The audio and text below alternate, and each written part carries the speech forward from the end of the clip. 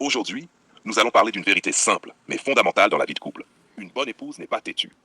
Avant tout, précisons quelque chose. Ne pas être têtu ne veut pas dire perdre son opinion, se laisser marcher dessus ou renoncer à sa dignité.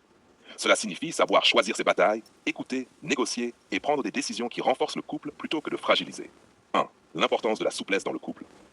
Le couple est un espace de partage et de compromis. La rigidité, la têtue, transforme chaque désaccord en conflit et chaque conversation en bataille. Prenons un exemple simple, la question du budget familial. Si une épouse insiste pour acheter un objet coûteux alors que le budget est limité, elle crée une tension inutile. Mais si elle écoute, discute et propose une alternative ou un compromis, elle contribue à la sérénité du foyer. Souplesse ne veut pas dire céder à tout. Cela veut dire penser au bien du couple avant tout. Et savoir reconnaître quand il est plus sage de reculer pour mieux avancer ensemble. 2. La communication et l'écoute active. 2 minutes. La têtue empêche l'écoute. Une épouse qui refuse de comprendre son mari transforme chaque dialogue en affrontement. Exemple concret. Après une dispute sur l'organisation des week-ends, une épouse têtue peut rester campée sur son point de vue, ce qui bloque toute discussion. A l'inverse, si elle écoute réellement, elle peut comprendre les besoins de son mari et proposer un compromis. Un week-end avec sa famille, le suivant consacré au couple. Résultat, la paix, la complicité et le respect mutuel se renforcent. 3. La souplesse face aux enfants et à l'éducation. L'éducation des enfants est un autre terrain où la têtue peut faire des dégâts.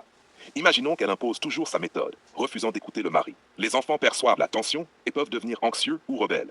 Mais si elle accepte de co-construire les règles avec le mari, elle montre l'exemple de l'unité et du respect mutuel. Les enfants grandissent dans un cadre harmonieux et le couple devient un modèle pour eux. Les petites décisions du quotidien.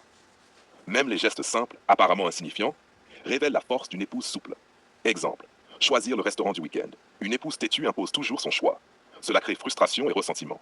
Une épouse souple peut alterner les choix, découvrir de nouvelles expériences avec son mari et transformer un simple dîner en moment de complicité et de bonheur partagé.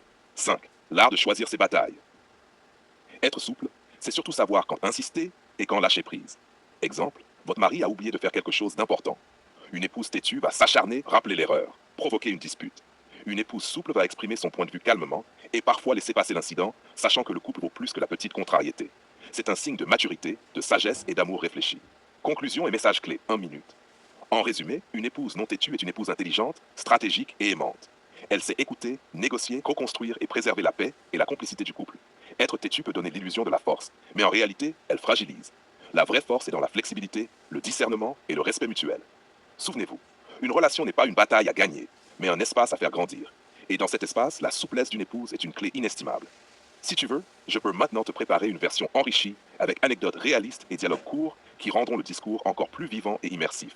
Exactement pour 12 minutes de narration orale naturelle. Veux-tu que je fasse ça?